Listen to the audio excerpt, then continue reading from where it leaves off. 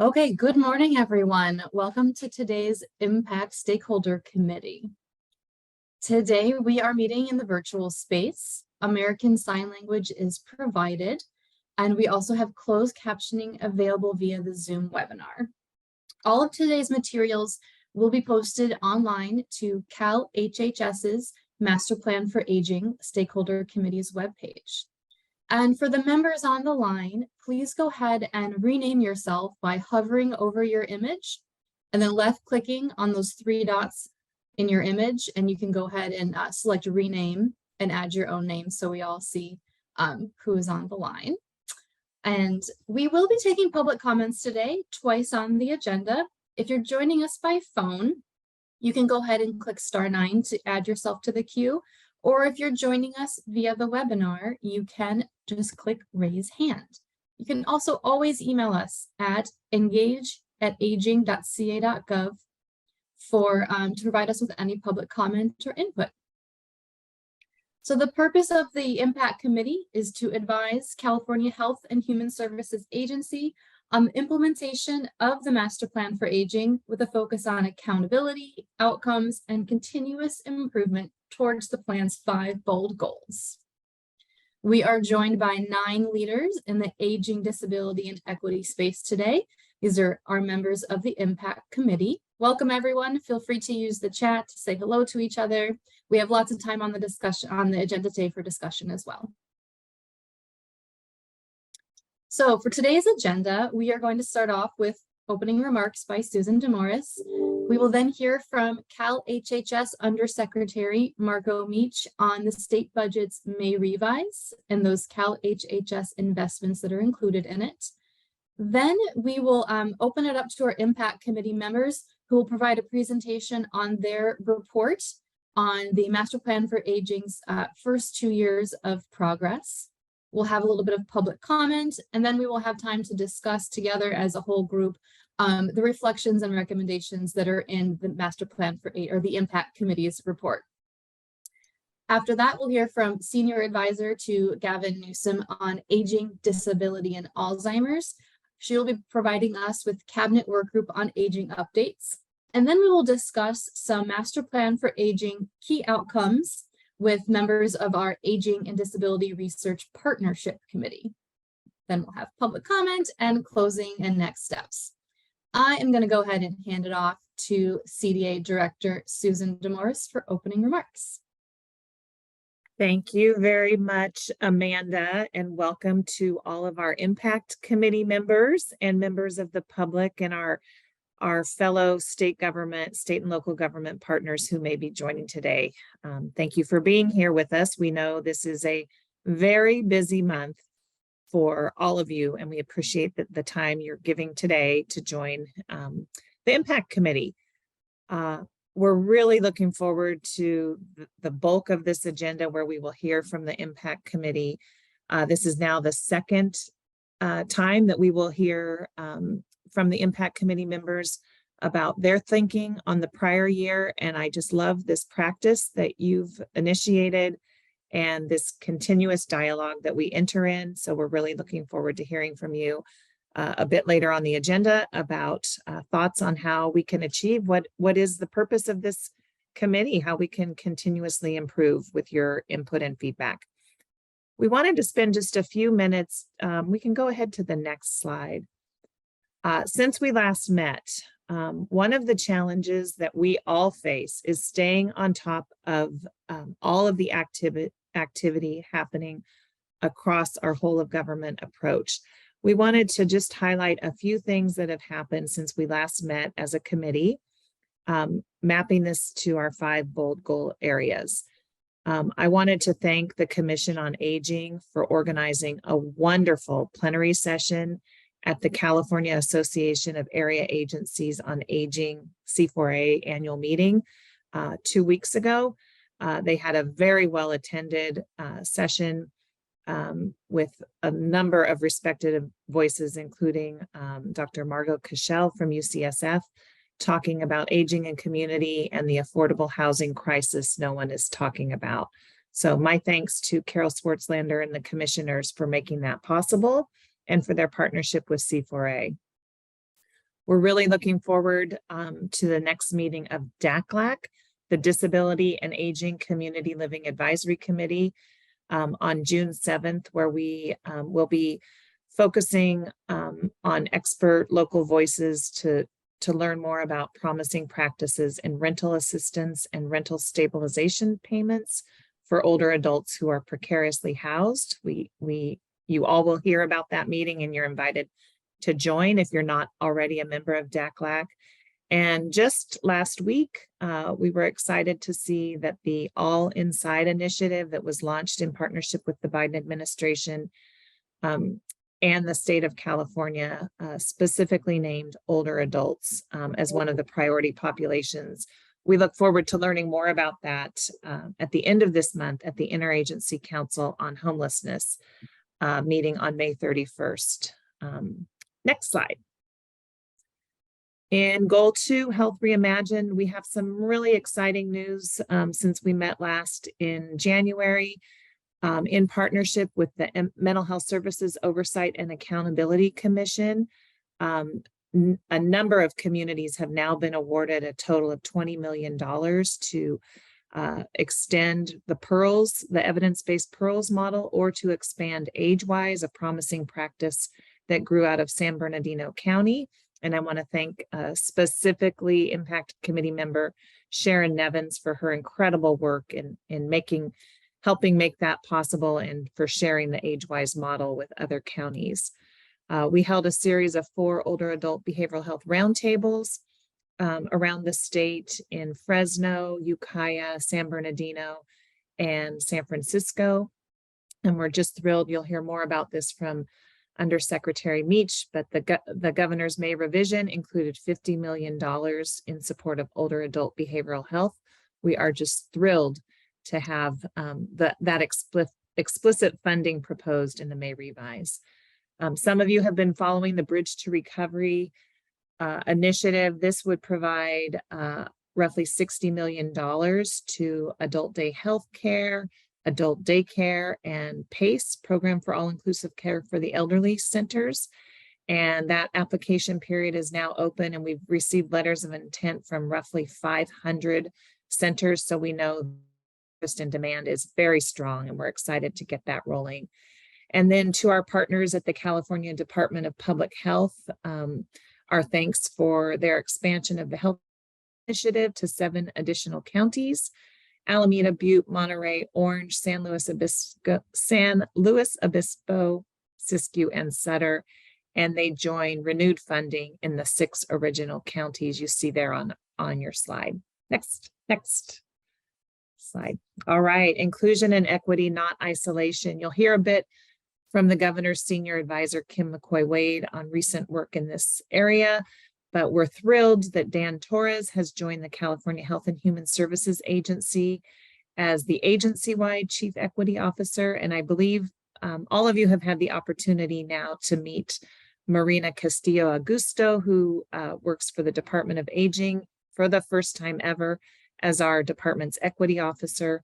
And she has also just extended an offer that was accepted to the department's first tribal liaison, Consuelo Gambino, who will join us in June.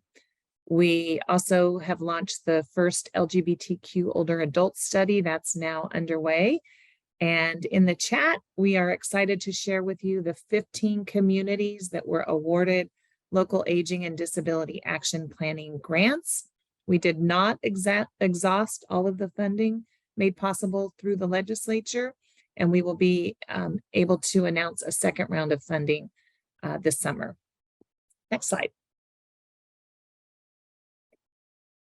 Caregiving that works, the CalGROWS and IHSS Career Pathways initiatives under the HCBS and funding opportunity continue. They're both full throttle right now, and we were pleased that they received an extension to allow that work to unfold into next year, 2024, which will allow the direct care workforce to take the training that qualifies them for the additional stipends. So we're really excited that that work is well underway. And we've just started conversations with the UC Davis Caregiving Institute, Dr. Heather Young and her team there, to start work on the Caregiver Equity Roadmap, one of the MPA initiatives for 23-24. And then last, lots more that can be reported on, but we wanted to flag for all of you inclusion in the May revision around the California Food Assistance Program for individuals 55 plus, regardless of immigration status. So I think those are just some of the highlights, not an all-inclusive list, certainly since January, but things we wanted to note before we launch into our meeting. I believe next I get to introduce Undersecretary Meach, and in other news about things that have happened since we last met, Marco and his wife Veronica welcomed a new baby girl. So he's now a proud father of two while doing all of the work for the agency in the last few months. Marco, welcome. Thanks, Susan, and hi, everybody. It's great to see you all. I'm sorry to throw a curveball. Is there a way for me to share the screen? Okay, great. Because I decided that I would put together just a few quick slides. Let me try to do that.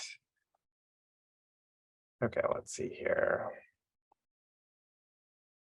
Hold on just one second.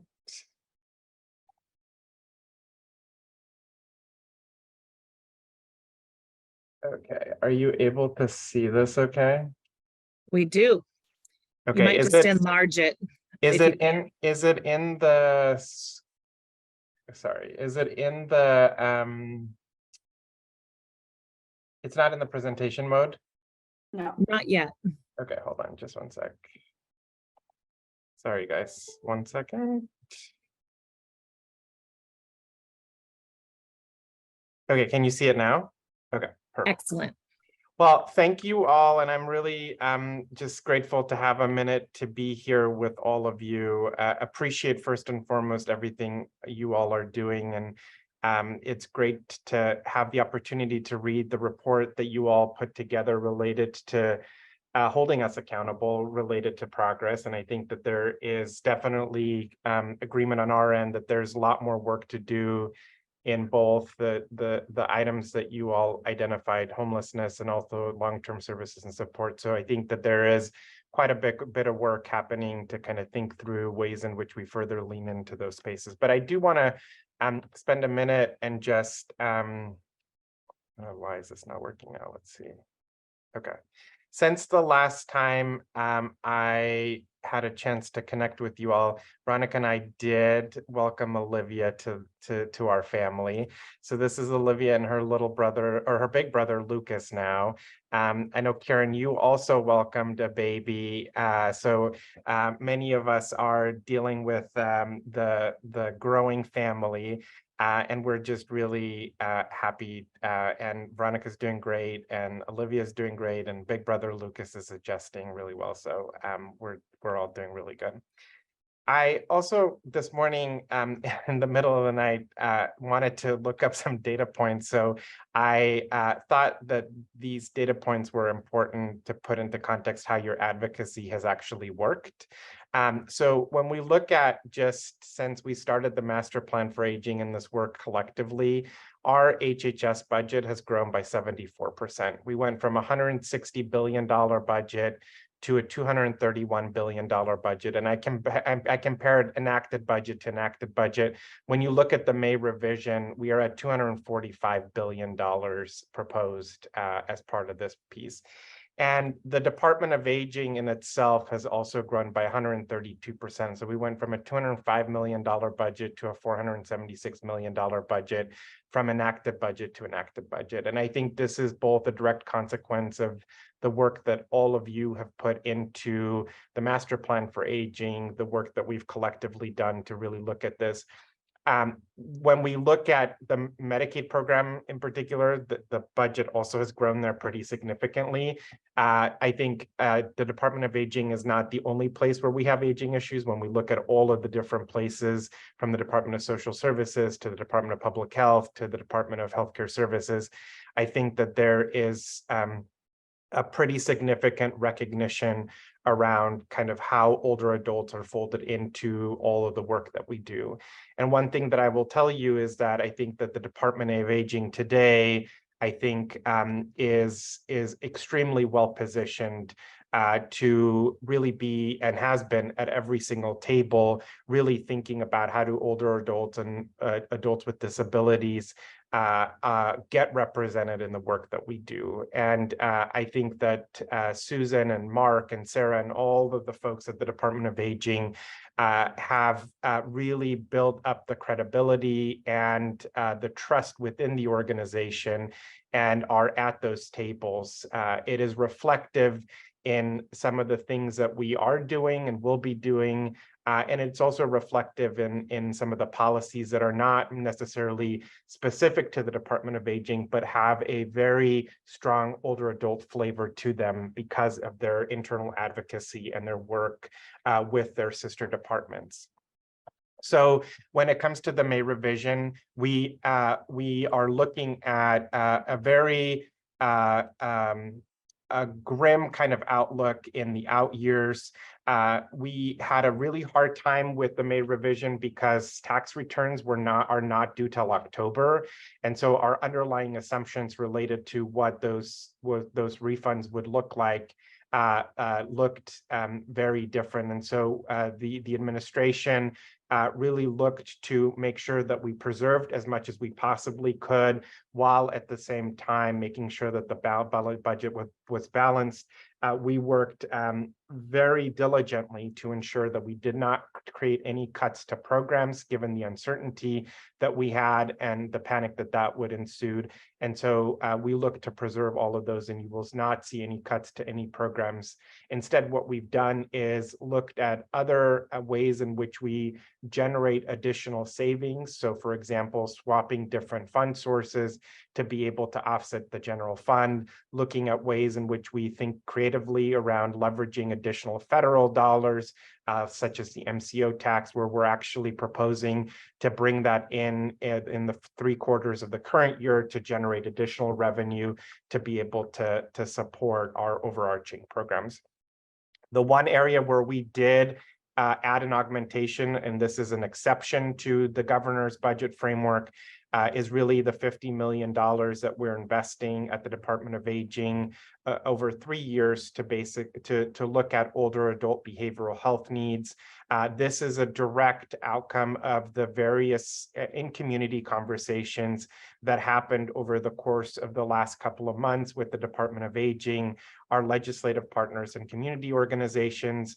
If you haven't seen it, the document that was produced that outlines some of the lessons we learned from that, I think are pretty striking, and I think underscore the importance of this investment to be able to really think about how do we think about loneliness and belonging of older adults. This was an acute problem prior to the pandemic. It was further exacerbated during the pandemic. And I think the need for behavioral health services, both mental health and substance use disorder services for older adults, are at a significant rise. At the same time, we have a pretty significant workforce shortage. This isn't unique to behavioral health, but we're also beginning to think about what does that look like. And so we're really excited for this particular investment and the governor's focus in the space. We also, as part of the May revision, outlined our extension of our HCBS spending plan with specific subsets of particular programs that we're looking to extend for a period of time in order to leverage. This was a little bit tricky and insider baseball a little bit because of the underlying MOE related to the HCBS spending plan.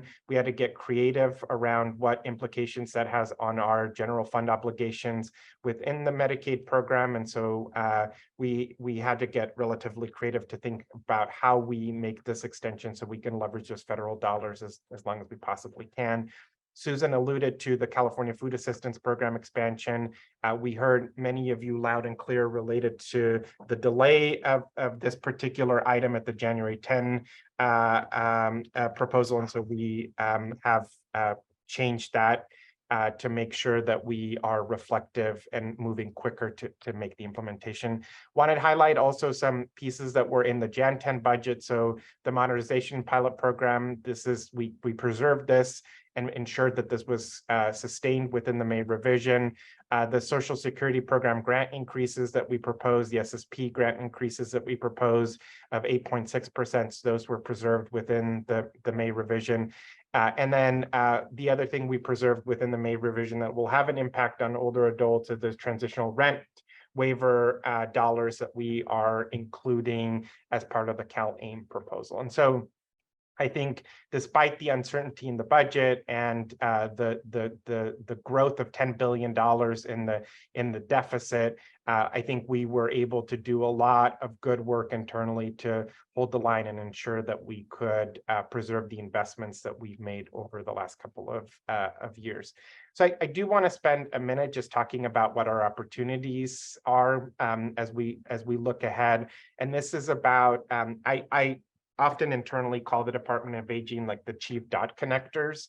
And really it's about connecting the dots for older adults related to the various programs and services. CDA is unique in the sense they're the only department in our agency that really is population focused. One could make the argument that DD as well, but this really is a unique instance where the Department of Aging is a population-based department, and really they've got a responsibility and a role at every one of those tables, as I alluded to. I think that as we look at the behavioral health modernization package and the various components there, as we look to release the language, you will see a lot of work with our Department of Aging colleagues to make sure that older adults are represented in our thinking around what that package looks like. I think that this is also an opportunity to tie back to the report that you all issued to us related to where we can move the needle even further. I think this is an opportunity for us to think about older adults who are homeless and the severe mental health or behavioral health conditions that they might have, and how we ensure we get them into safe housing and have the right wraparound services for them. So I think that it will be imperative, or my call to action for all of you as we look to release the behavioral health modernization package and work with the legislature, is really to think about how we continue to think about older adults within that package. We've spent a great deal of time thinking about that, and I think it's going to be reflective of the language that you will see, but I think it's important also to call it out here and create a nexus or a connection to some of the homelessness work that you all allude in your recommendations to us moving forward. I think that there's a pretty significant opportunity here to really think about the various pieces. And as a reminder, our proposal has 4 distinct pieces to it. One is reforms to the Mental Health Services Act, and really thinking about how we modernize that particular piece. The second component really is around a bond measure that is designed to create additional community-based unlocked settings for individuals. Again, an opportunity for older adults who may need those intensive services, who would need those wraparound services in the community. Third, greater accountability with regards to how dollars are being spent, and an accounting and transparency of those dollars at the local level.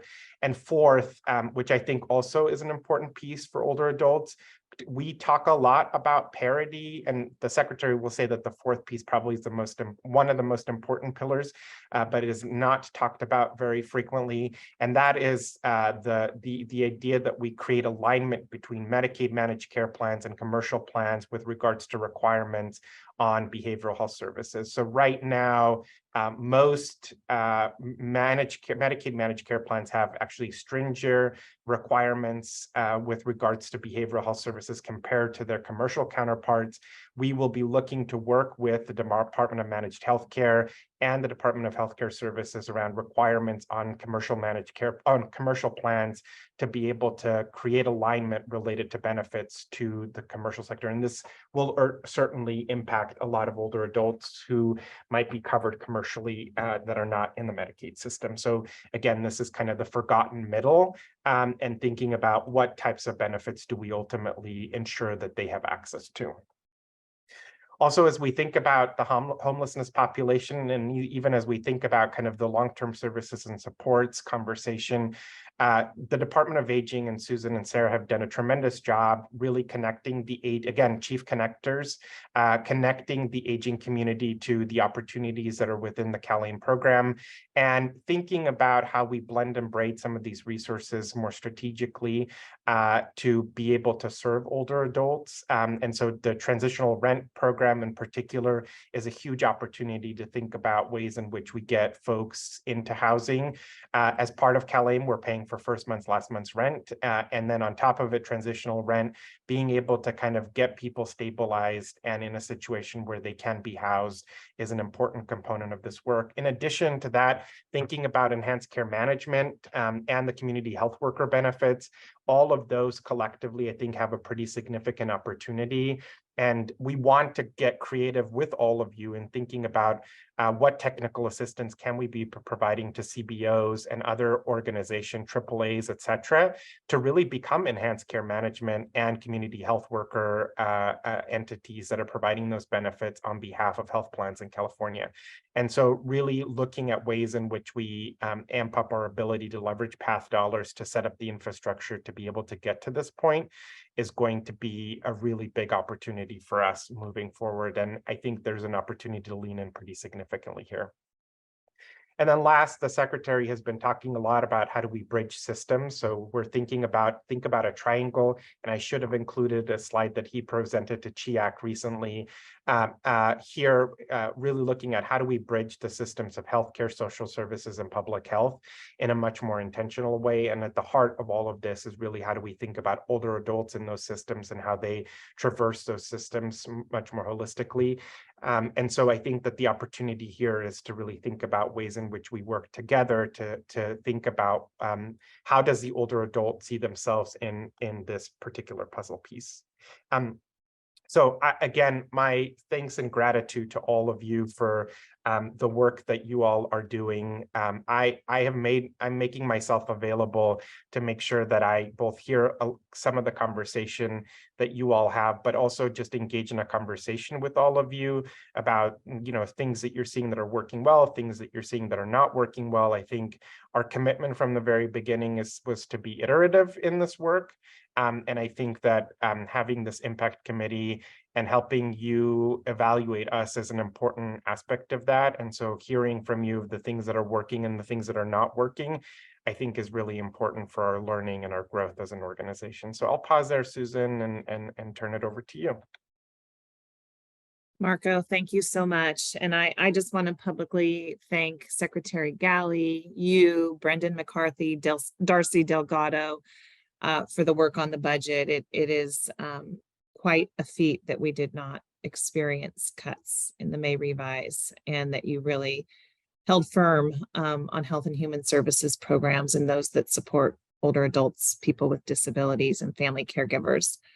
At this point, ordinarily we would open it up to Marco for questions, but I think we're going to pivot to the presentation from the Impact Committee so that Marco can hear as much of it as possible. So we'll go ahead and turn it over now to Kevin to lead that off.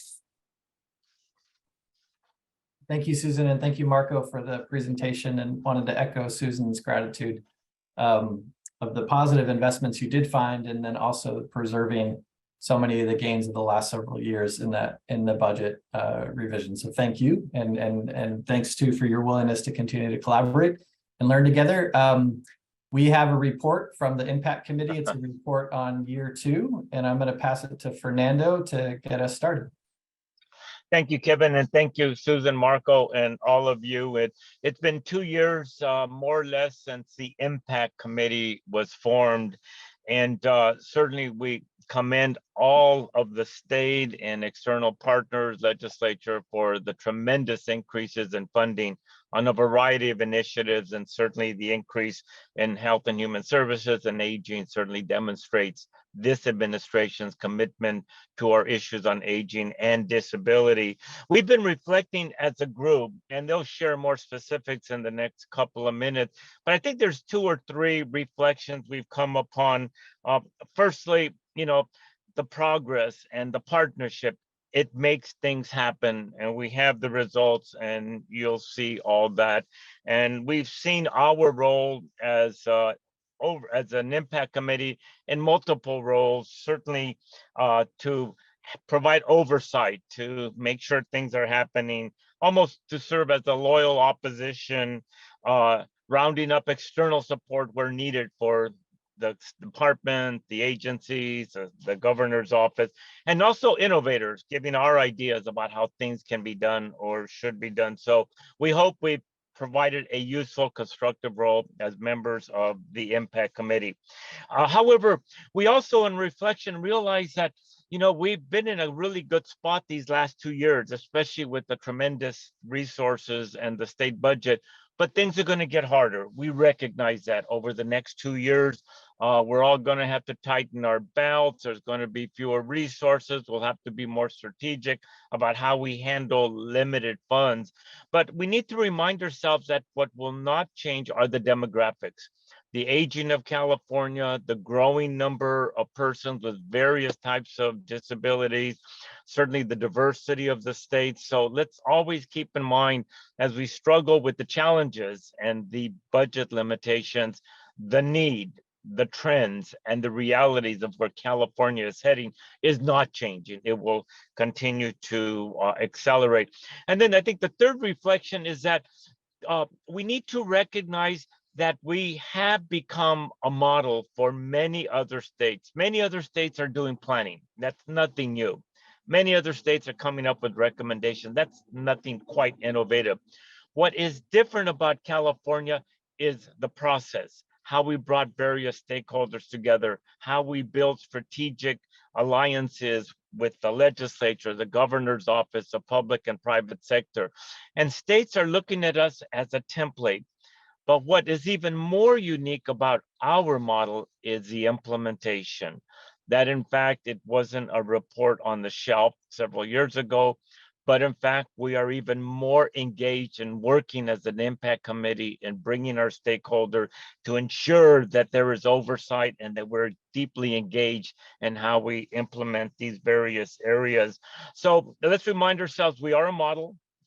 We can continue to be a template for other states, certainly for our partners at the federal at the federal level. And so we look forward, in time. We know that our tenure as members of the Impact Committee is going to change, but I think we feel very good about these 2 years, and we'll look forward to bringing us all together to get over the tough issues and the realities that we're going to face. So thank you, and we'll turn it over to the other members of the Impact Committee. Thanks, Fernando. And so today we're releasing a report on year 2 that includes 2 sections. The first section is feedback on year 2 of the MPA, and then section 2 is recommendations for moving forward. The report's been shared with HHS and CDA and the governor's office, and it will also be released hopefully with the materials from the meeting today to the broader public and through some other ways. So thanks, Fernando, for getting us kicked off. Nancy and I are going to cover section 1, feedback on year 2, and then the others are going to cover section 2. So Nancy, you want to get us started with the first few elements of our feedback from year 1? Thank you, Kevin. We're actually really pleased to give a good report on community engagement and the involvement of local jurisdictions.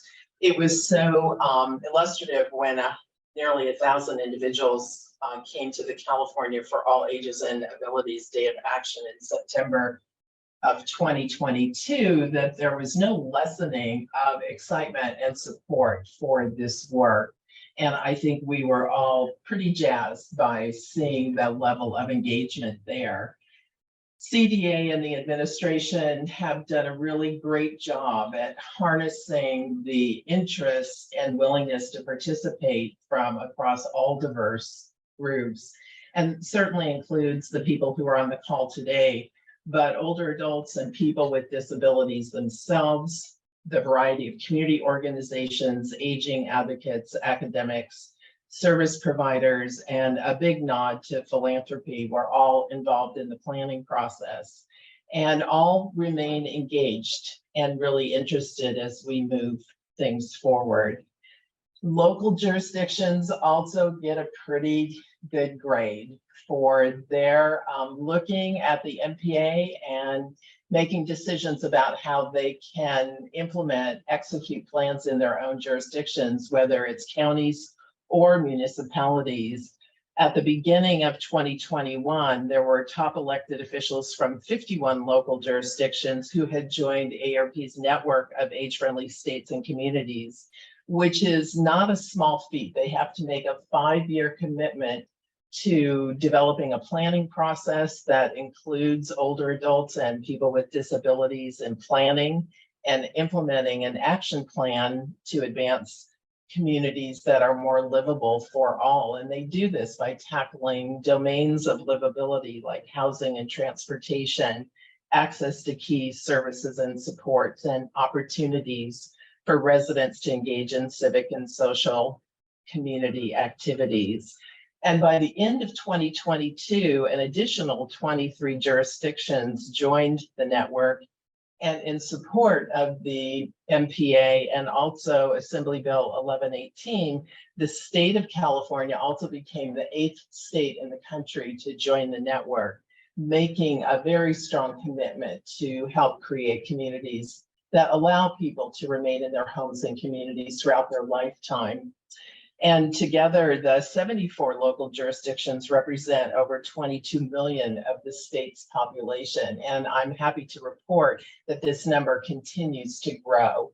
And it is also growing because of what Susan referenced, where were the small grants, which weren't really that small, pretty significant grants that came out of a $4.5 million line item in the state budget in 2022 to provide grants to jurisdictions that want to make this commitment. And the focus was on rural, multicultural, tribal, and communities with populations under 200,000. And we were very impressed with when CDA moved right away to create the kind of internal infrastructure that would be in place to support this. So great all around, and really excited to see the level of local engagement as well as community engagement across the board. Kevin, back to you. Yeah, thanks, Nancy. So a couple of things we want to highlight from year 2 of MPA implementation that we thought were very positive is the first that, and Marco kind of referenced this, that we really saw last year that the MPA set up an all-of-government approach to aging. So the CDA is leading on implementation of the plan, but we can see the commitment throughout the Department of Health and Human Services, and then throughout state government more broadly. And I think, Marco, you alluded to that too, of the role that CDA is playing as a connector. And you highlighted that aging shows up in a number of parts of the state budget and of programs that the state is running. We think that's appropriate. The reality is that that all policy is aging policy, and we're happy to see MPA initiatives that are not just in one department or one agency in the government, but really spread across. We would applaud, even since the report was really drafted, the inclusion, as you've highlighted, of behavioral health of older adults as integrated in the state's overall approach to tackling behavioral health. So we appreciate that all-of-government approach. The next thing we want to applaud the department on, and the governor and the legislator on, is the way that the MPA was leveraged to achieve some really important improvements and changes in policy and programs over the last couple of years, particularly when the budget was strong. We saw how the governor and the legislator looked at priorities in the master plan for aging as opportunities for investment. And that led to changes that are really improving older adults' lives right now or very soon. We've seen billions of dollars in new investments. The state has made healthcare more affordable for hundreds of thousands of undocumented older adults by expanding Medi-Cal coverage to those from those communities. The elimination of the asset test for older adults has helped or will soon help more older adults and people with disabilities qualify for Medi-Cal. The increases that have happened in the state supplement to SSI payments is, certainly helping older adults who are in the greatest need in our community. You know, the list sort of goes on of the number of places where the state is invested in older adults, including in some new housing opportunities through the community care expansion program and the expansion of lots of the aging services that are provided through the aging network.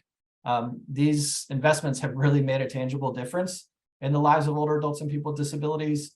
And we're really pleased, as I said earlier, that even as the budget outlook is not as strong this year, the governor in the January budget and the May revise has prioritized preserving those expansions, knowing that those expansions have been key to meeting the needs of older adults in our states who are in the greatest need.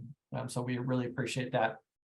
And then the final area we wanted to again applaud CDA and more broadly the government on implementation of the MPA is the rollout of the new initiatives for the next 2 years. So for 2023 and 2024, Nancy alluded to how positive and what a great event we had in September for the California for All Ages and Abilities Day of Action. That was a very inclusive process that incorporated feedback from the advisory committees and partners and stakeholders. As Fernando said, that's been so unique about the MPA process, how inclusive it's been, and how collaborative it's been. And so all of that work led to really good feedback from the community about what the new initiatives should be.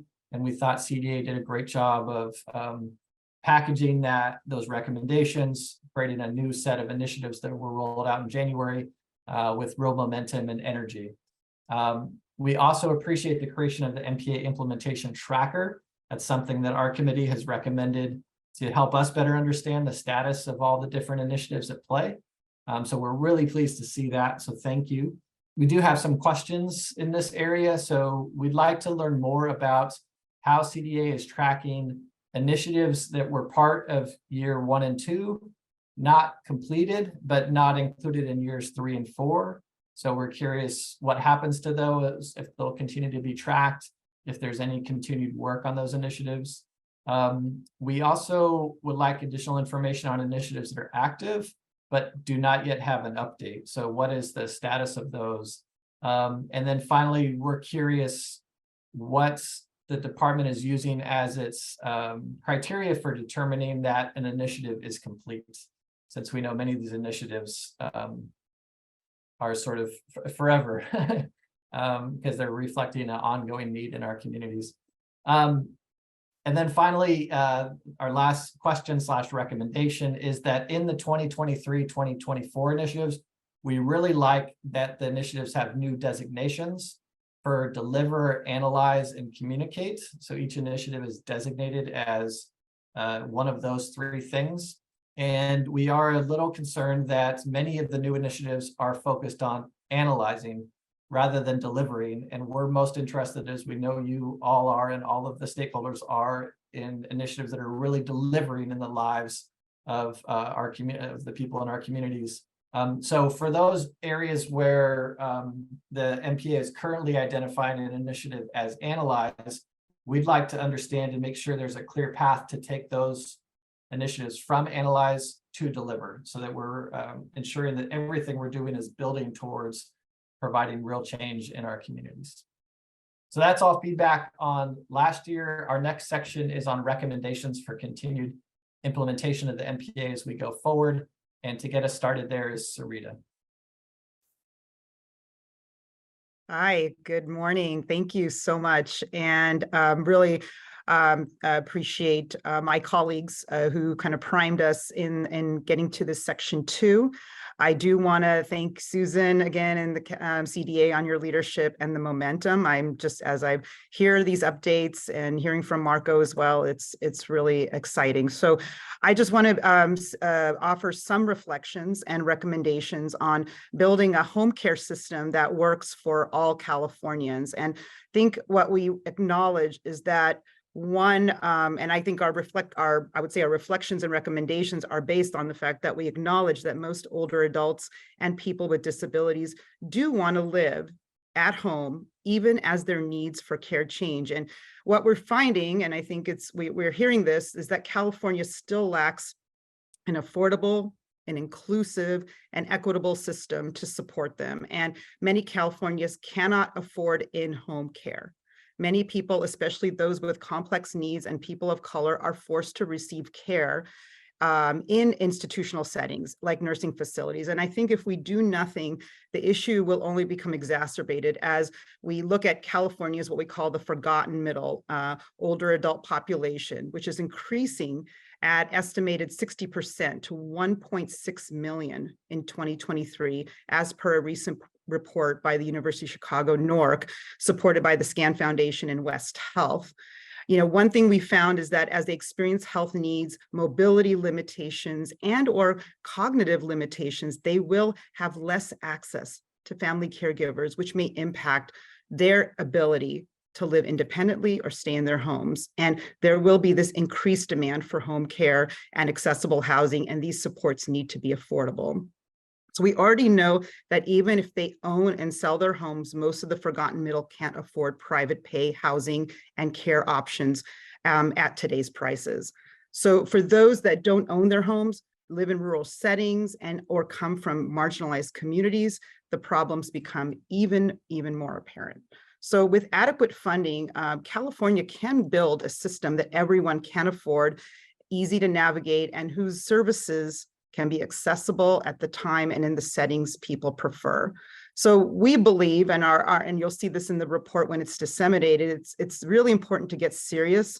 And what we're describing is we need to build a robust, comprehensive system for providing care to older adults and people with disabilities at home and in their communities. And we certainly appreciate, acknowledge that the 2023-2024 initiatives included specific investments in building on our long-term service and supports, or LTSS system. And there were a number of initiatives, I won't go through all of them, but initiatives 18, 19, 20, 23, 24, 57, 70, and 81 all involve, in 18 in particular, continuing to evaluate options for a universal LTSS benefit. So we see these as real opportunities, and as Kevin mentioned, really trying to learn and track how these initiatives are progressing. So here are some of the proposed recommendations in this area. While these initiatives, as I mentioned by number, are all important steps to build our own LTSS system, we need more firm commitment to move forward with a universal LTSS proposal. So that's one. Secondly, additionally, many of the initiatives are focused, as Kevin also mentioned, on analyzing or studying proposals, but we really do believe and recommend more clarity on how these will turn into new programs or benefits for older adults and people with disabilities. We also recommend that the LTSS initiatives have more of an intersection and focus on equity, especially given the disproportionate impact on caregiving, home care responsibilities, particularly on women of color. And I think one thing I heard today was that LTSS has an important intersection, or should have an important intersection as we think about all the efforts around behavioral health expansion. And we need to ensure that these efforts are underway around older adult behavioral health is coordinated with this universal LTSS proposal.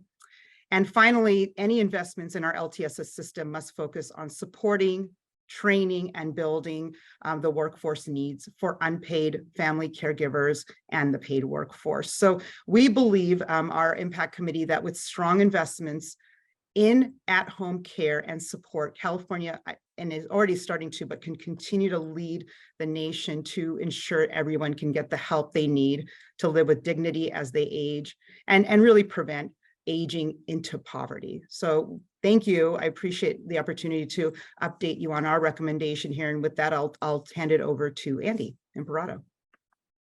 Thank you, Sarita. And I just want to go back to Fernando's comments for a moment and just emphasize, especially with Marco still here, we really appreciate that disability and aging are being thought about together in California, and we appreciate all the ways that the state is doing that.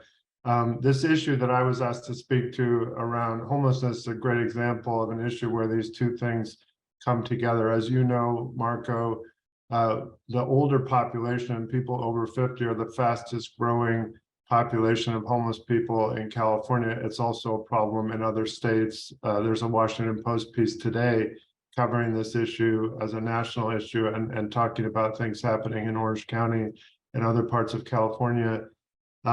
It's an aging issue, it's a disability issue, it's a housing affordability issue, it's a behavioral health issue. It pulls together the social safety net, the kind of adequacy of the social safety net. It pulls together lots of different issues. And in that way, it's a perfect issue for an all of government strategy to address. And this is where the master plan for aging, I think, is a model for how to do that. As you can see in our written report, there's been a 163% increase in unhoused people over 65 since 2017. So it was a problem in 2017, and it's got significantly worse since then. And Black older Californians face significantly higher risk. So I think when the state thinks about equity and aging, it's important to recognize the disproportionate impact that homelessness is having on older Black Californians. It's also disproportionately people with disabilities and people with chronic health conditions. We think easily over 50% of the older adult population who are homeless would qualify as a person with a disability if you use a definition like the Americans with Disabilities Act. So what are some solutions? First, we need multi-departmental attention to address the unsustainable rent burdens and increase the supply of affordable, accessible, safe housing. On the rent burden side, California is the 6th worst state in the country in terms of rent affordability, and that's statewide. And then if you apply that to older adults who are on limited incomes, it's very, very hard for people to sustain housing. Older adults and people with disabilities need to be prioritized and focused on in the state's homelessness initiatives, and they need dedicated attention, strategies, and funding, both for older homeless adults and for older adults who are at risk of imminent homelessness. And obviously, if we can prevent people from becoming homeless, that's the best strategy and going to get the best return on investment. One way to do that is to have targeted rental subsidies that are focused on this population. There are parts of the master plan where we're studying that issue. We're hoping we can quickly move from studying the issue to implementing the subsidies and implementing them in a targeted way. And then, so that's kind of helping people with their rent. Another important opportunity is to increase and index the amount that people receive for SSI and state supplemental payments, so that as costs go up, the amount that people receive from the government to meet their needs and pay their rent goes up alongside that. And then finally, we need urgency around these issues and bold actions leveraging the leadership of Governor Newsom, Secretary Galley, local government leaders like Mayor Bass, who's very focused on homelessness. All of these leaders need to come together and say older adults and people with disabilities are a priority population as we address homelessness in the state. So thank you, and I will turn it over to Kieran. Great, thanks, Andy. Thanks, everyone. I appreciate it. I appreciate the time to share back from the Impact Committee today. So I get to address our recommendations around using the Master Plan on Aging to advance equity in aging. And, like the other recommendations, this is one that we made last year, although I would say we made it in a more general sense, right, of embedding equity throughout the Master Plan, because the Master Plan does call out equity in one of the strategies, but we certainly see it as a cross-cutting imperative of the work. And I would say, this focus on racial equity is in many ways more important than ever. Folks may have seen there was a study that was published last week in JAMA, which showed that there have been 1.63 million excess deaths of Black Americans compared to white counterparts nationally over the last 2 decades, due to the increased mortality rate for many different reasons, most related to systemic racism. And this racial gap had been closing in the early 2000s. Progress stalled pre-pandemic, and progress has reversed since the COVID-19 pandemic began. So I think it's important to recognize the good work that we're doing. It's also important to recognize sort of where we are and what communities are really experiencing. And I will note that I think we particularly appreciate these investments in older adult behavioral health for many reasons. But one reason in particular that I think about is the sort of overwhelming grief currently being experienced in communities of color that have lost their elders to COVID-19 and other causes, and that really outsized impact on older adults, and the importance of, I think, strategic investments to really support this very traumatic experience, right, that communities of color are living through. So we do recommend that CDA and all of Cal HHS really double down on the focus on racial equity, specifically in the context of aging. And we appreciate that there are a number of specific initiatives within the master plan, which are listed in our report, that focus on specific populations, including LGBTQ+ older adults, people transitioning from incarceration, farm workers. But we urge CDA to embed racial equity more fully in the two key areas that my colleagues have discussed, home care and older adult homelessness, as well as in our strategy around caregiving and making sure that we are equitably ensuring good care and good jobs. So first, CDA should really develop a racial equity analysis of the current sort of state of the older adult population in California, the issues that we're facing as a community, in order to assess and articulate the disparate impact on communities of color and intersectional experiences of older adults of color. We think sort of a root cause analysis is foundational to being able to make progress in a lot of different areas. But from that, we want to recommend sort of 4 strategies again throughout the master plan, but with a focus on those key areas that this committee has continued to highlight.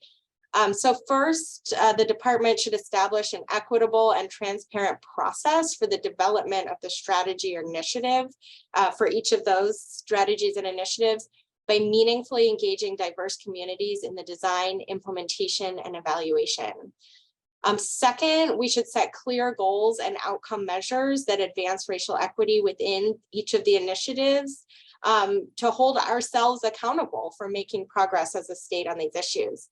We should develop a strategy for allocating sufficient resources within each of the initiatives using equity-focused tools and indicators that allow us to really put dollars where they are most needed and where they will do the most good to address historic harms.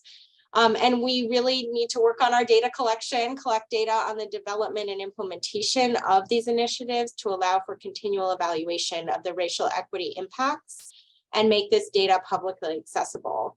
And we appreciate the master plan specifically calls out the governor's executive order on racial equity, which is a good start, but we hope that CDA views that really as the minimum and will strive to go beyond the floor set in that action.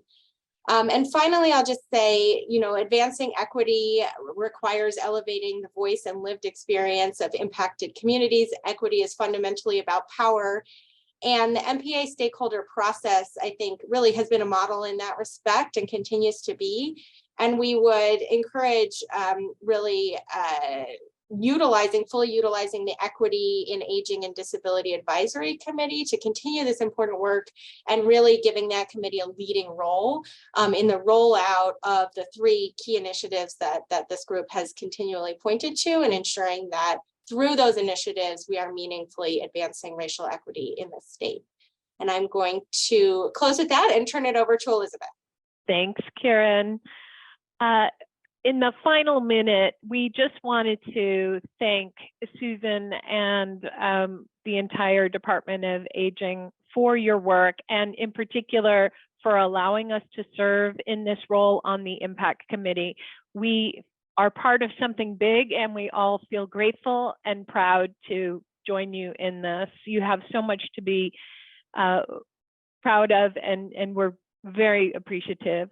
As we discussed, the demographic trends in California are skewing now so that the aging population is going to outnumber the under 18 population. And so the work that you're doing and of the master plan on aging is more important than ever before. We believe that in the coming years, it's going to require even more courageous leadership to fully realize the vision of the MPA, especially in light of the budget challenges. And many of us lived through that before. So it's wonderful to hear Marco talk about what the budget contains. The low-hanging fruit of the first 2 years, the opportunities that were right there to tackle, have been picked, and now we believe it's going to get really hard. When you think about tackling homelessness, home-based care, access, equity, these are huge issues. So because of this, we believe it's going to be even more important for cross-departmental collaboration and support from the governor and all of the state government agencies. In the report, it says all policy is aging policy. So Susan, we believe you're doing an amazing job. The California Department of Aging is doing an amazing job, and you clearly have support across departments. We believe it's going to have to probably increase in volume even more to achieve these incredible goals. But thank you for allowing us to be here and to share our thoughts with you today.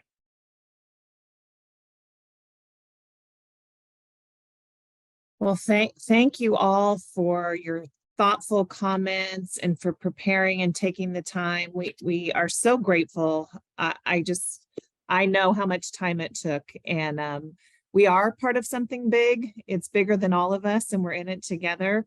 So thank you. I want to take advantage of Marco's time with us and make sure that he has an opportunity to engage before our next scheduled presenter, which is Kim McCoy-Wade. Marco, are you still with us? Yeah, I'm here. Okay, Just great. a few questions. I think this was really helpful and got a chance to read the document beforehand. So super exciting.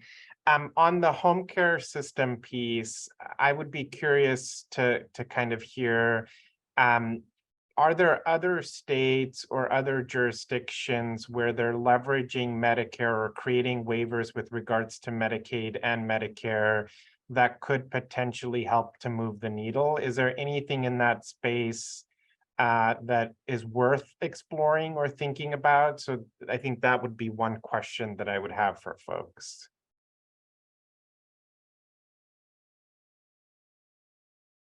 I can take a shot at that.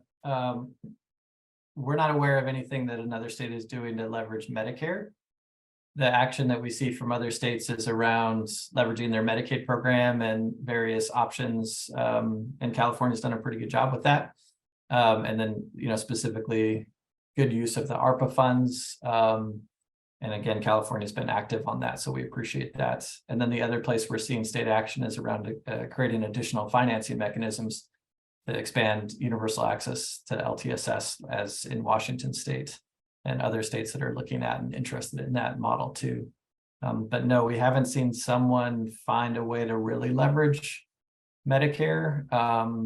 And we've been a little disappointed by the evaluation and results so far of the actual impact of the supplemental benefits that were added to Medicare, that some were hopeful that would create more pathways to providing care at home. And we haven't seen so far that the plans have delivered that at any kind of scale. Certainly still worth looking at that to see what's possible there, but it hasn't brought the kind of transformational change that we're looking for. Got it.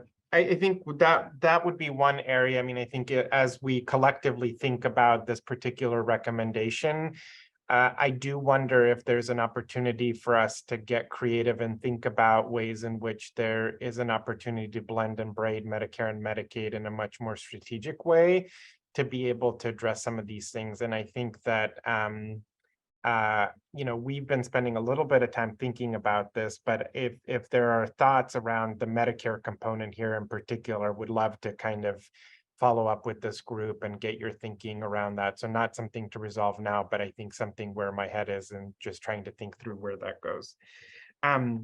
The other thing that I took a note of is kind of the, Andy, you referenced the notion of rental subsidies. I think that when we do release our language on the behavioral health modernization package, one of the MHSA reforms is a dedicated long-term bucket that is designed for housing, with the idea that that bucket looks to support individuals with their rental assistance. And so I think thinking about that as a mechanism or an opportunity to think about people with disabilities and people who are older, and ways in which we leverage that new opportunity should it pass. So two things: it has to pass the legislature, and then second, it has to get in front of the voters. But I do think it would be helpful, at least from our perspective, for you all to take a look at that and see, does that help move the needle with regards to this particular recommendation, and how we continue to think about the refinement of that package in support of this particular cohort? Because there's going to be lots of older adults, Andy, as you alluded to, who are homeless, who have severe behavioral health conditions, who have disabilities on top of it. And so I think that this group of individuals in particular will be benefited from that package, both with regards to the types of facilities, but also the ability to leverage the MHSA in a different way to support those folks in community. And so thinking through that lens as you guys think about that would be super helpful. The last thing, Kieran, to your comment, yesterday we've been thinking a lot about kind of what are our work around children's issues. And, in the children's space, we do have like the Children Opportunity Index. We have a variety of different indices that we use around how we allocate or think about resources. We looked at the Healthy Places Index with regards to our equity work on the COVID-19 pandemic. One thing that I would ask the Impact Committee to look at is, and work with us, is to think about what does an index look like from the perspective of older and disabled Californians and our work around aging issues as we look to prioritize. So for example, with the Healthy Places Index, we looked at quartiles 1 and 2 neighborhoods and zip codes, and that's where we focused our testing resources. Does that indice actually work for older adults in the context of older adults? Because when we started peeling that apart for children, we noticed that there are some discrepancies that didn't really work as nicely as it did for the whole population. And I think we are comfortable with the Healthy Places Index because that's where we are. But do we need to be thinking about what an index looks like for older and disabled individuals so that we can anchor or use that as a way to distribute resources in a much more equitable way? So I would urge you all to both look at the Healthy Places Index, but then also give us some recommendations around what other indices, if they're available or out there, that are harnessed around older adults and people with disabilities, so we can begin to think about how we use them, whether it's grant programs, whether it's allocation of resources, to be able to really move the needle on the equity components. And I don't know if that's something people are interested in or would love people's, feedback on whether or not that even makes any sense. But we've been thinking a lot in that space on the children's side, and I wonder if there's an opportunity here to think about it as well.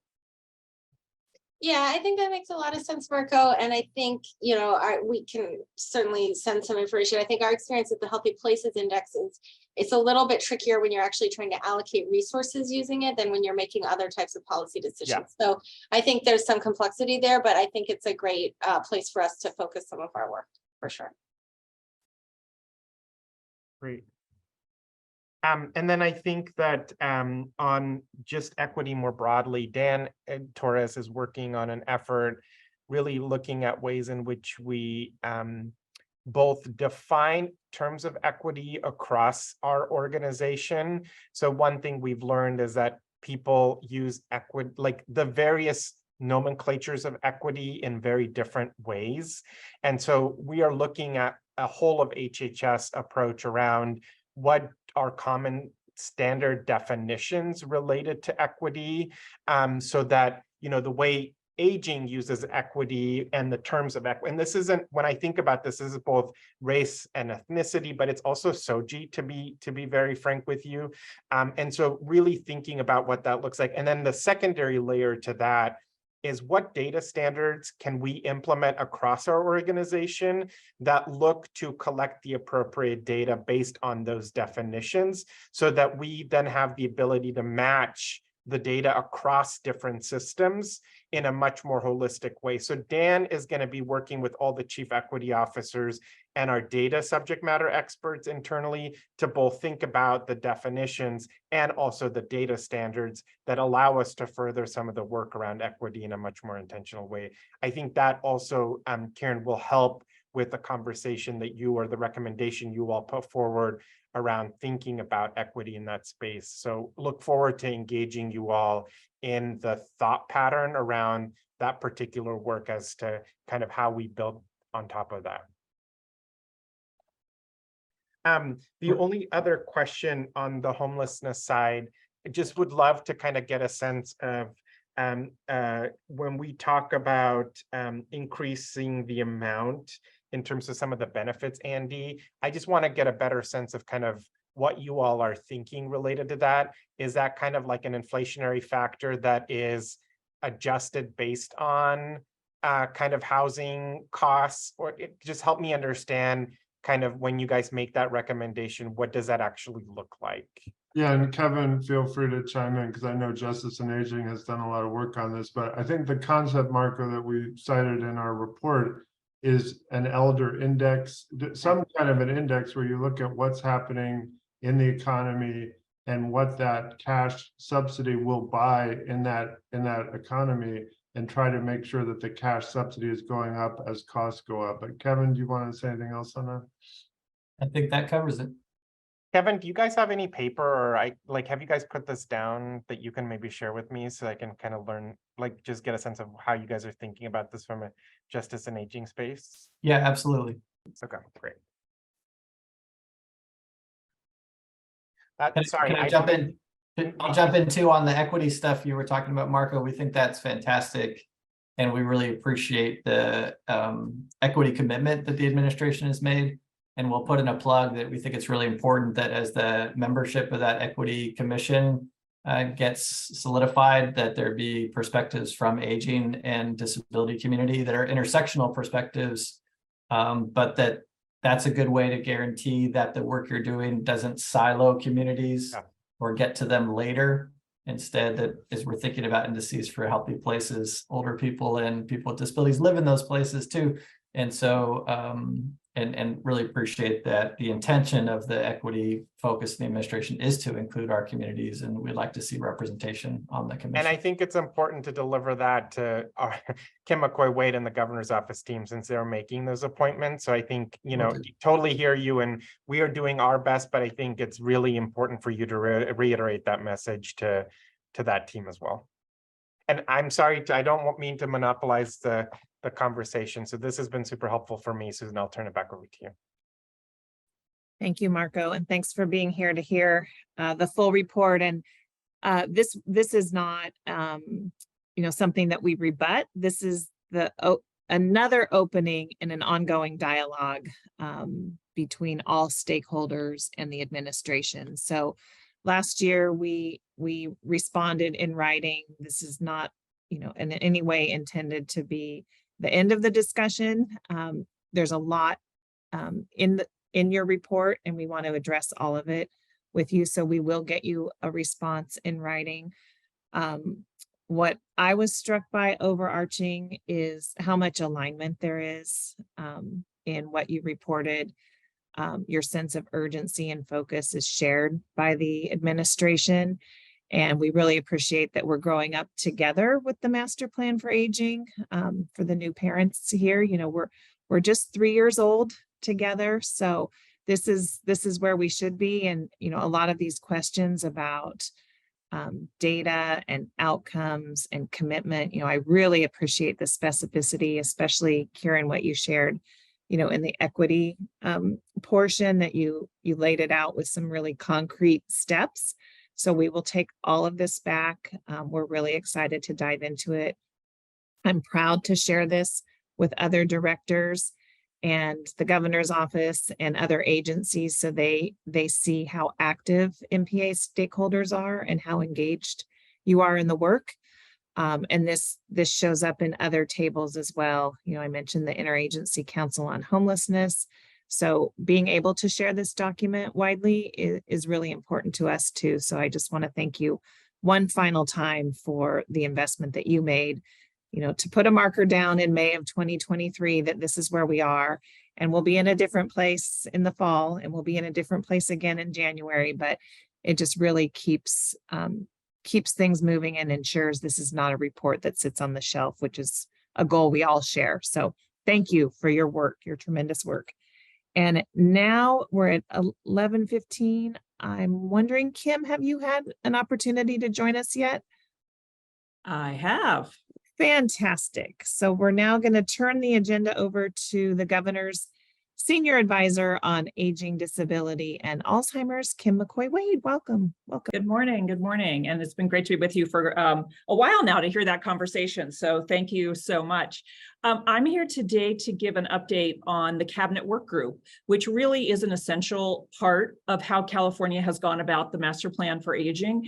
Back in the beginning, in 2019, in the executive order, in addition to the Stakeholder Committee and the Research Subcommittee and the Long-Term Services Committee, the governor also called for a cabinet work group led by Cal HHS, Secretary Galley. So I wanted to give you an update on where we've been, where we are, and where we're going with that. So really the early days, we convened the secretaries. We met in the governor's office in the Horseshoe and really convened the full cabinet for that strategic leadership perspective. And they were deeply involved in helping us set the 5 bold goals, in taking the approach we've taken of both, I have to do the gesture, weaving in aging and disability, and also having targeted initiatives, as Secretary Galley said. And you saw that reflected in the launch of the master plan in January 2021, where we had participation from several secretaries announcing the plan for the entire administration. I would say, Susan, I appreciate your childhood analogy. In the next phase, year 1 and 2, we really deepened our work with the undersecretaries, the number 2 position at cabinet, because we were then implementing initiatives. And so we were deep into, how are the initiatives going? Are we tracking? Do you need any support? How do we connect you with stakeholders? So the work with the undersecretaries deepened and really broadened our circle of work on master plan and aging and disability and equity. Well, here we are in our next phase, our second round of implementation, and we are trying something new. We are trying to continue to lean into leadership, one of the strategies of the Master Plan for Aging, and convene key leaders from across the cabinet. So what we're doing is a series of convenings specific to the leadership role. We just had, I'll tell you the first 3 we're trying as our experiment: the communication leaders, the equity leaderships, and the data and research leads. So we started with the communications leads from across agency and department, had an in-person convening, and Director of Communications Connie Nakano from the Department of Aging did the briefing on really literally engaging with older Californians. What she and the department know about messages, about language, about channels, about images, about lists, all the ways that all of State Department can do more to reach older adults, and really use that as an opportunity to kick off Older Californians Month and have an all administration approach to Older Californians Month, really leveraging the Ask brand, Aging Services Kit, that everybody from the DMV, the veterans, could use to be engaging their older adult audience. So that was our first one. We just had a second one with the equity leadership, and I definitely want to thank Dan Torres at Cal HHS and Marina Augusto at CDA, the new equity officer, for helping do that. But our presenter was actually Denny Chan from Justice and Aging, the managing director for equity and one of the leaders of the Master Plan for Aging, Equity and Aging Advisory Committee, the ongoing Equity and Aging Advisory Committee. And Denny presented about ageism and the intersections, and equity is aging and aging is equity. So that just happened to a packed room last week. Lots of interest and excitement. We proposed and couldn't get the sentence out before it was accepted to do another session on disability and equity. So that Dan and I are already beginning to put our heads together about that, and some of you will hear more coming on that front. But just the next one coming up next month is we're going to bring in the research and data leads and hear 2 things. One, they'll get to meet with the Department of Finance's lead demographer and get an in-depth briefing on census trends, what's happening with older adults in every sense. And then we'll also hear from the terrific team that Sarah's put together at Department of Aging on the Master Plan for Aging dashboard, and again, opportunities for more department and agency data, and of course, the important work of the research committee to set those key outcomes. So really driving deeper. So this is a 3-month experiment. We thought we'd try. So far, we've gotten nothing but asks for more. So that's a good sign. There's been a request that we convene departments and agencies with volunteer programs that use older adults. So we're looking at that, both because of the loneliness epidemic and because the governor's experience corps is rolling out. And many programs that rely on older volunteers needed to rebuild after the pandemic, including the long-term care ombuds person and others. So volunteers has been suggested. And then Sarita, I'm looking at you. There's also been a request on the public-private partnership front. All agencies now have a point person for philanthropy, public-private. And so both understanding the model we've developed here in the master plan, but also how, as we always say, no matter what your philanthropic portfolio is, there's an aging or disability or both component of it. So more to come on that front. But just so far, a successful experiment, lots of interest, so many wonderful connections to the CDA team, so much research, policy, communications, data, equity. So really glad that they can be a resource to the whole administration, the whole cabinet work group. And then last but not least, of course, we will convene with Susan, the unders and secretaries at the right time this fall to review this year and see the progress and get ready for the annual report and the course corrections we always do as we learn more. So that's a roundup of where we are with Cabinet Work Group. Welcome feedback, questions now or ongoing. It's as always, we're co-creating, work in progress, and just wanted to be transparent about the work happening with the cabinet. Thanks. Thank you, Kim, and thanks for being here today. We have a few minutes if anyone has any questions or comments for Kim while she's with us. I'll expand my view, see if there are any raised hands. I just want to make a comment. Kim, it's really wonderful to hear about the convening of leaders. You know, we were commenting from the Impact Committee about the importance of having people work together on this. So it's just really exciting to see how well you are bringing everybody together in such a thoughtful and deliberate way. I just wanted to say I love learning more about that. Thank you. Thanks. Andy, looks like you've got a question. Yeah, thank you. Kim, we just heard from Marco about the efforts agency-wide around equity and the new chief equity officer. And I know there's efforts administration-wide around equity with an executive order. And I'm just wondering if you have thoughts about making sure that aging and disability get baked in administration-wide as people are having convenings and initiatives around equity, if that's something that and if there's ways that we could support that. Yeah, absolutely. So that executive order came out last September to all agencies to embed equity in their strategic plans and in their operations, hiring, contracting, language access, and more. I would say we will be kind of rolling up all the work that's been done over the last year. But yes, strategic plans are being reviewed in the governor's office for that equity lens. Yes, government operations is convening across agency and cross department.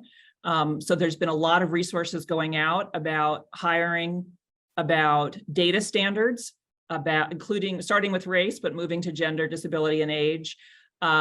There has been a lot of work on language access that Cal HHS has led that is now transitioning with the GovOps full leadership, which includes particularly language access includes ASL.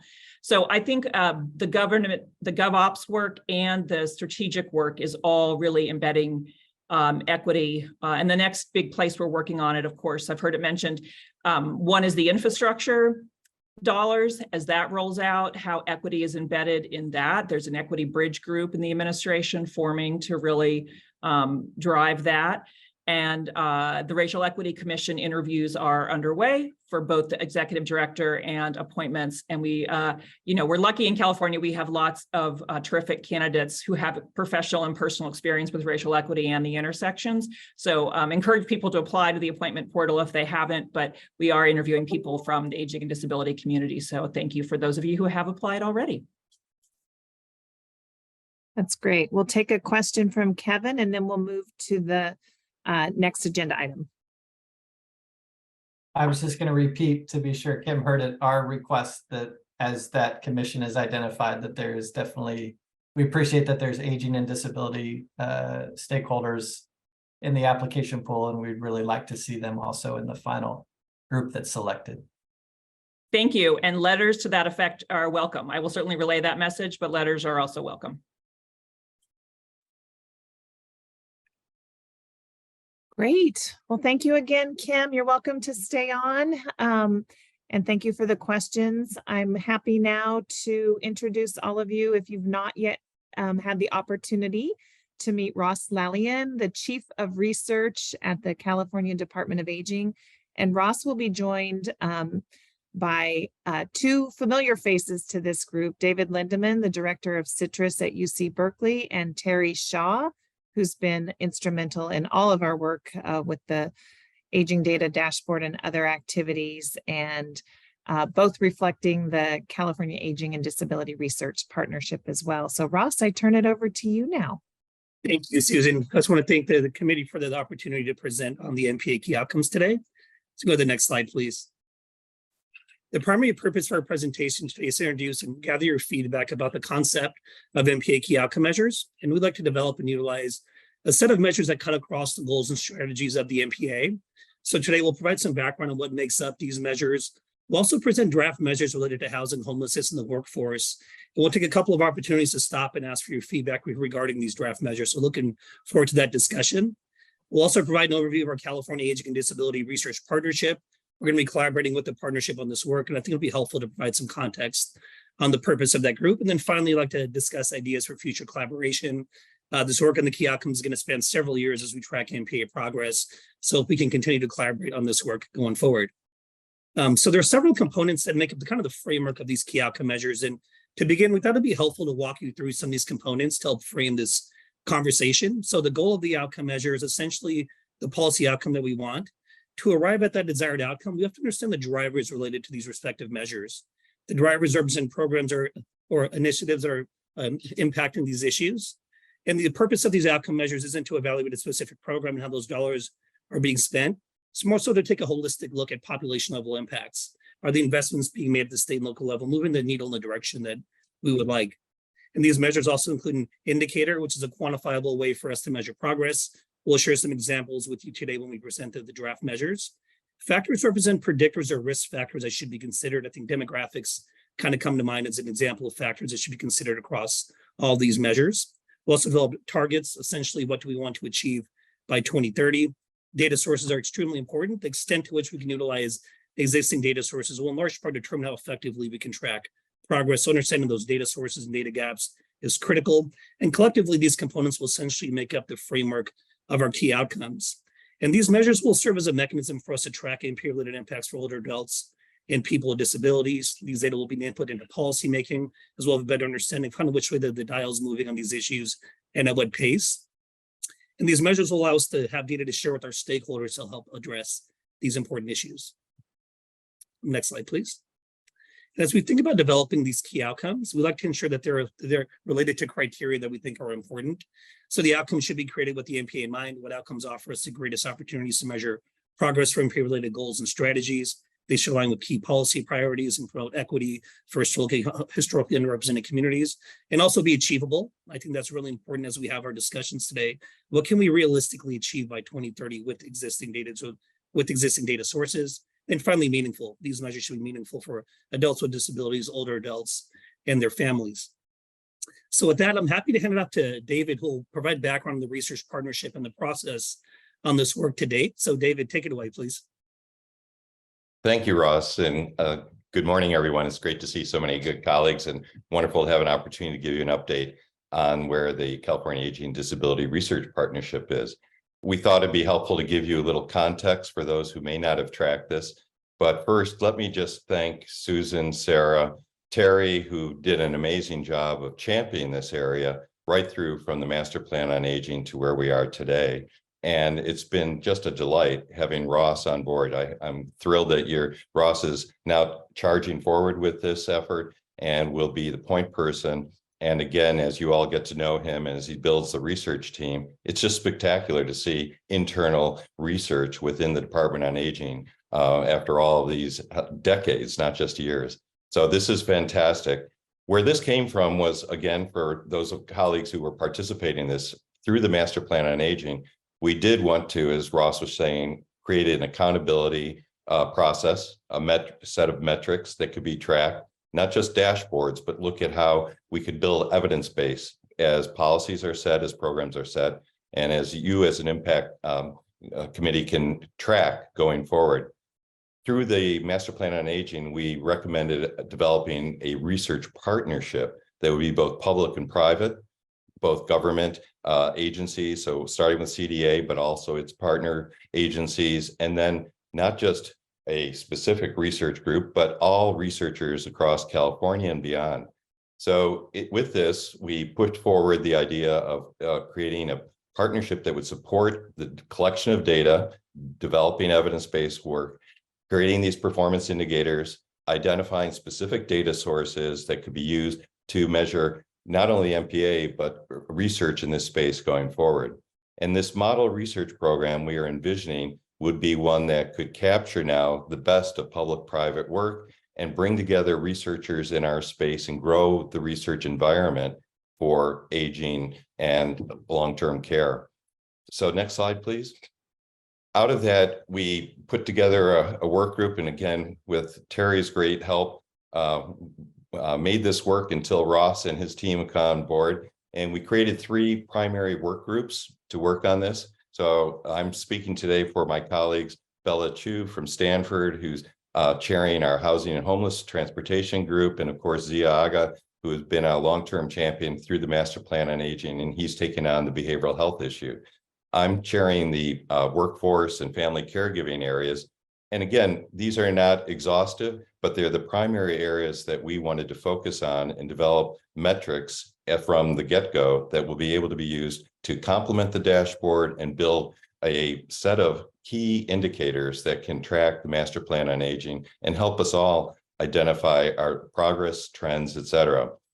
You see the names of the different colleagues. We're very much excited to get more individuals involved. These are all volunteers. You recognize the name, Donna's on today. We have a great group of key folks from across the state. And the last thing I'll just mention is we are not looking just at our academic research groups. We're looking at bringing in folks from provider community, from industry, et cetera. We see this as the beginning of a long-term opportunity to use new data sets and really build the data background for how policies are made, how programs are evaluated going forward. I'll turn it back to Ross, who will now take us through. We wanted to show you some of the key indicators we've put forward, and I'll come back on for the workforce family caregiving. Ross, I'll turn it back to you. Thanks, David. I'm actually going to turn over to Terry. She's going to walk us through our housing and homelessness draft measures, and looking forward to pausing after that for a really rich discussion. So Terry, take it away, please. Thanks. Thank you, Ross and David, and thank you to all of you. It's really wonderful to be able to be here, and I'm looking forward to this discussion. And I'm hoping that a lot of what I'm going to go through will resonate quite well with, let's go to the next slide, please, with what you all have already been discussing today and previously. And in fact, I want to make sure that that's the case. And so as we give you a preview of where we are with the key outcomes work that Ross and David were referencing, I just want to flag for you that at the end, after I go through a few things, I want to make sure that we get your reactions. So we're going to give you a preview. I'm going to focus on a preview of our draft key outcomes and related indicators in this area of housing and homelessness. So again, I hope that resonates with what some of the discussion earlier that I got a glimpse of. But if not, we want to hear your suggestions. Are there better indicators that we could be using or better data sources that we could be looking at? We also, of course, as Ross mentioned, in the key outcomes exercise generally, we want to make sure that the outcomes and indicators we're looking at are policy relevant, policy aligned. And so we've identified preliminarily some of the initiatives and both current initiatives and, if you will, aspirational initiatives that we want to be looking at, but eager to hear if there are other things that we should be aware of. And then, as always, we really want to be able to address equity and disparities. And so want to hear your feedback on how we can make these data tools really useful in those efforts. And as Marco and others were discussing earlier, there's an ongoing effort to really try and improve the richness of the data that we have to enable assessment of disparities and promotion of equity. And you'll see some of that reflected in what we discussed today. So I'm quickly going to go through a few examples of some draft key outcomes and indicators in this space. So the first one, the key outcome that we are looking at is ensuring that no older adults are severely housing cost burdened. Now, immediately I can see that we also want to consider adding in to the best of the data abilities that we have adults with disabilities into that measure as well. But right now, the indicator that we have preliminarily been looking at relates to the percentage of households with a resident 65 or older who spent more than 50% of their household income on housing. And for those of you who are familiar with housing cost burden measures, the basic measure to be considered housing cost burdened is 30% of income. If you're spending more than 30% of your income on housing, you're considered cost burdened. We are specifically drilling down into the severely housing cost burdened population, which is people who are spending more than 50% of their household income on housing. So we're proposing to look at that as the specific measure. The current interventions and drivers and the aspirational interventions and drivers, you can see there we've preliminarily identified focus on subsidies, but also on supply of housing, because we know that it's not just that the housing is unaffordable, it's also that we have an inadequate supply. Those, supply and demand, of course, go hand in hand. The factors that we want to look at, in addition to, of course, being able to look at race, ethnicity, and other demographics, we also know that we need to pay attention specifically to renter versus owner status. So those are some of the factors that we'll be looking at as well. We've got a preliminary target identified, but frankly, that's something that is very much a work in progress. And we are looking at a variety of data sources to help answer this question. If we go to the next slide, we'll show you some preliminary data. And I think, again, this is going to resonate with what was discussed earlier today. But you can see that there are considerable disparities by race and ethnicity among older adult households, and particularly among older adult households who rent their housing. So those are the kinds of things that we want to be able to measure as we move forward. Next slide. A second outcome that we are considering is about the adequate supply of housing options for older adults and adults with disabilities. And for this, we are looking at an indicator related to the number of subsidized housing units per 100,000 adults age 65 plus with income below the California Elder Index who rent. Clearly, we would want to do a parallel measure for adults with disabilities.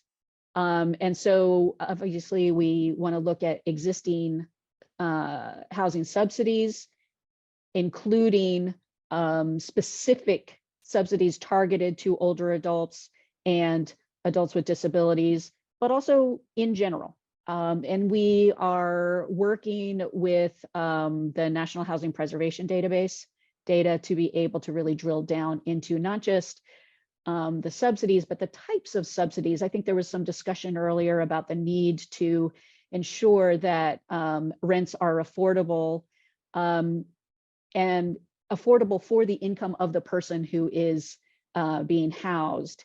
And there are different types of subsidies, some that are tied to your income, some that are sort of flat. And as long as you qualify for the subsidy, that is the rent that you pay. So we're trying to break down data by those different types of subsidy programs as well. Next slide. And then, of course, preventing and ending homelessness is a key outcome that we are looking at. And for this, we are looking at an indicator that draws on data from the California Homelessness Response System, the HDIS. And we are actively partnering with the Interagency Housing Council, the Department of Social Services, and others to really try and paint a rich picture here. So this is an area where there's still much work in progress. All of these are works in progress, but this one in particular is in very heavy active development. So that was just a quick preview of those outcomes and related indicators, and I'll pause here to get your reactions. I think Andy has his hand up. Go ahead, Andy. Hop right in. Thank you, Andy Imperato with Disability Rights California. Just Terry, or for any of this panel, I got a question in the chat that I wasn't able to answer, and I was wondering maybe one of you can help answer it. The question was, we had highlighted how Black people in California are disproportionately likely to be in the homeless population, and we had a question. I had a question in the chat about whether it's disproportionately women or men within that population. And I didn't know if you've seen any data in that regard. We do have data about that would be available through census. I don't have the information off the top of my head, but the slide that I showed you on race is drawn from census data. We could also draw that out for gender and some other demographics as well. Great, thank you.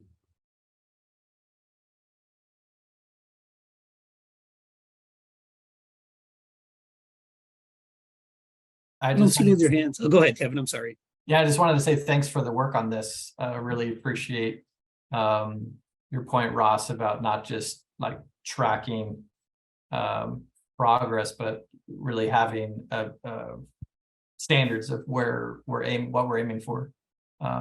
So having those key outcome measures. So we're not just watching what's happening, but we're actually setting goals for where we want to be. And just appreciate the Ross and David and Terry, the continued engagement and strategic thinking and thoughtfulness and wonderful groups of committee members that you've pulled together.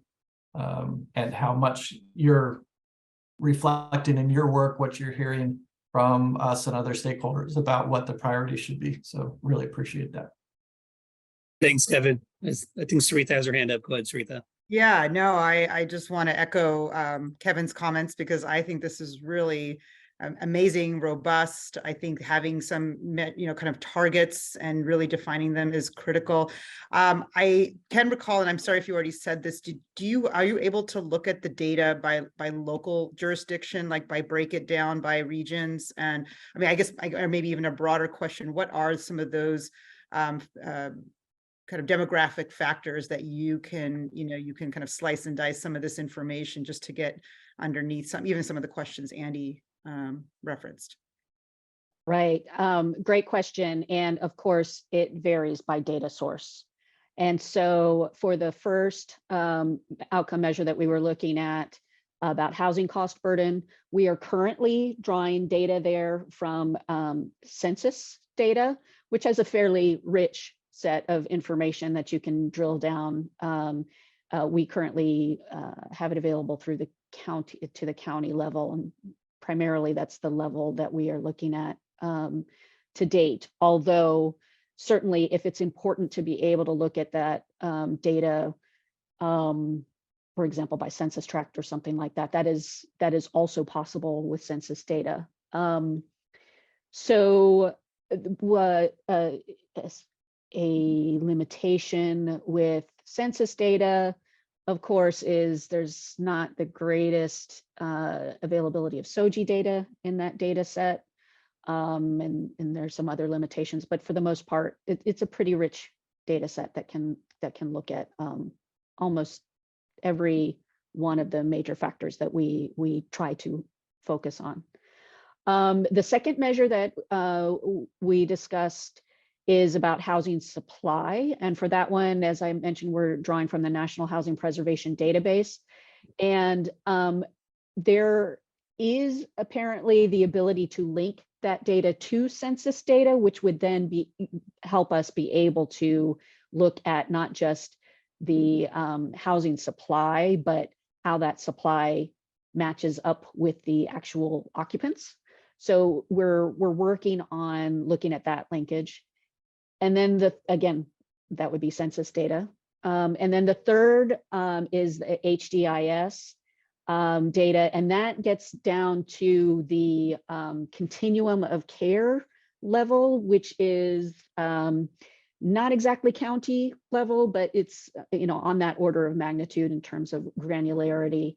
So that's as granular we have through that data set.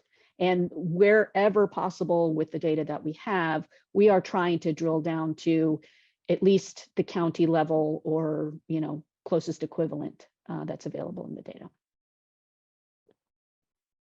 Thanks, Ross, Terry. I'm gonna go ahead, Susan.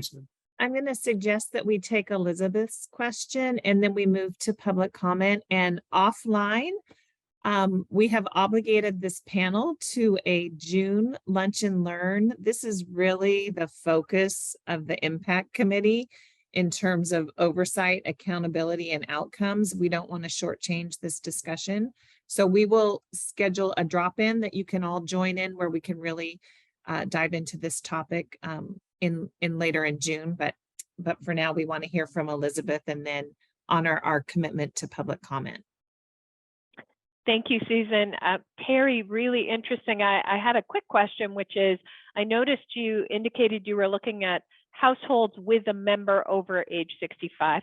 Are you also able to look at the data for households of only 65 plus? So as opposed to if I have my mother living with me and I'm kind of taking care of things as opposed to her living alone, are you able to slice the data and look at 65 only plus households? Let's see. Good question. And I think we'd have to go back and explore it more. Off the top of my head, I am pretty sure that we could look at household size, including household size of 1, which would mean 65 only, 65 plus only. And beyond that, I'm sure that is something that could be done. So I can take that back to the group to see if that's some additional work that we could do to filter in that way. Good idea. All right, Ross, David, Terry, thank you so much. Sorry to shortchange this rich discussion and look forward to hearing more from you in June, a date to be determined. So I'm happy to, well, let's see, I will do one closing remark and then I'll turn it over to Carol, a new member of the Master Plan for Aging team, to open it up for public comment. All of you, when you were named to the Impact Committee, were appointed to a 2-year term, and that 2 years is coming to a close. So I'll be reaching out to each of you for quick conversations in the month of June, just to really assess where you are right now. I want to hear from each of you about how the Impact Committee is working, what we might be able to do differently or better from your perspectives, and then to determine how it's going to work for you in the next 2 years to make a renewed commitment. It's important that we do rotate leadership, so we are looking to invite some new perspectives onto the committee. At the same time, we don't want to lose, any of you or the continuity. So we'll be talking about that individually and collectively. We have heard that the size of this group works very well, and I just commend you all for working so well together as a unit. So we're not looking to add more seats to the Impact Committee. So you can look forward to those scheduling requests coming your way.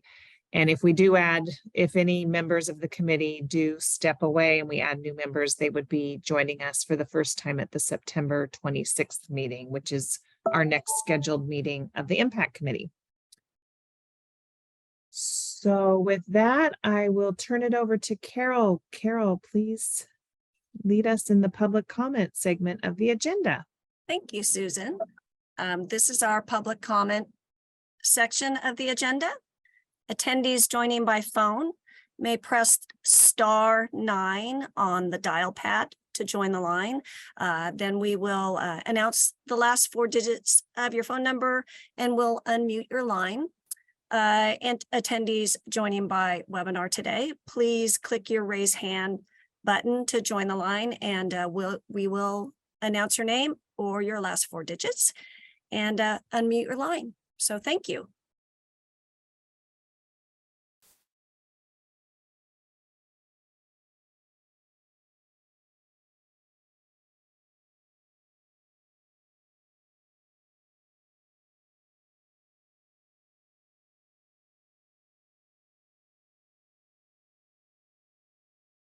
Go ahead, Taria Lanala.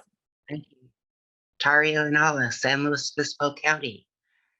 We are now having 7 different continuums of care here in our county. We're all looking at the latest census data. Appreciate that very much. It would be nice to be breaking it down a little bit more. I see census data broken down by each individual age year. It'd be nice to get the 60 plus as a statistic. I'd like to call out the work being done by local villages and the Village Movement California. I think that's an important role in implementing the master plan. Appreciate all your work, and thank you for the huge amount of information today. Thank you.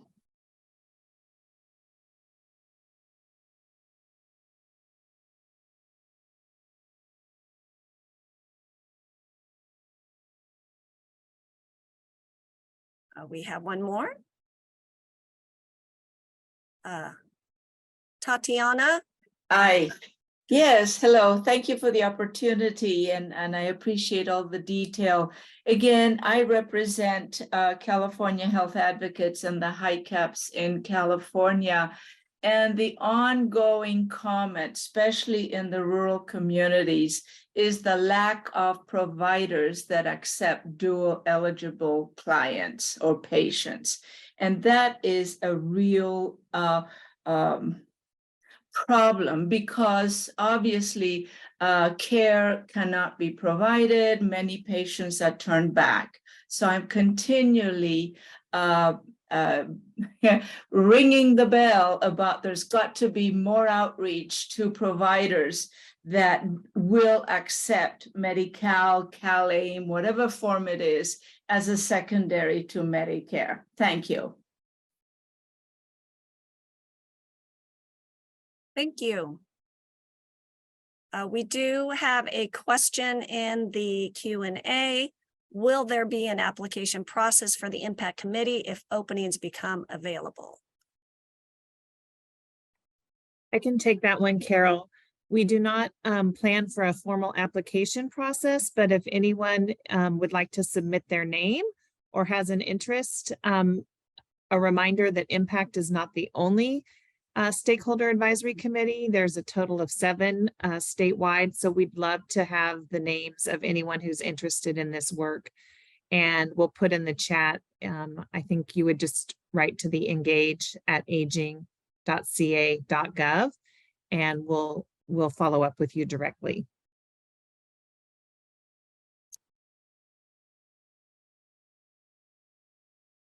And Susan, there appears to be no more requests for public comment at this time.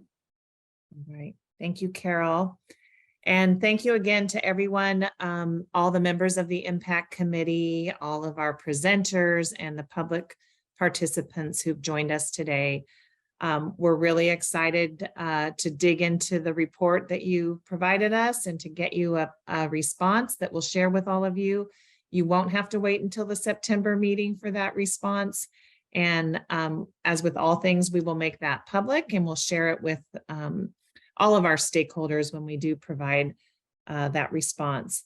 I would just encourage everybody as a final word, we're in the last few weeks of the budget process here. And if there are items that you care about, please make sure that those that legislators and the governor's office and state departments are aware of your positions and know where you stand in these last final furious weeks of the state budget process. And I'll just close by, we're incredibly proud that the older adult behavioral health package is moving forward. And if it's something that you can weigh in on, this is one of those examples as we work across government. There's not a single department or entity that represents older adult behavioral health. So if that's something you care about, please let it be known that it's something that you support. Thank you all for your time today, and a special thanks to the CDA staff who organized this agenda and the materials, and all of the recording and the materials will be made available as well. We'll see you again officially on September 26th, but I hope we see all of you many times between now and September. Thank you so much.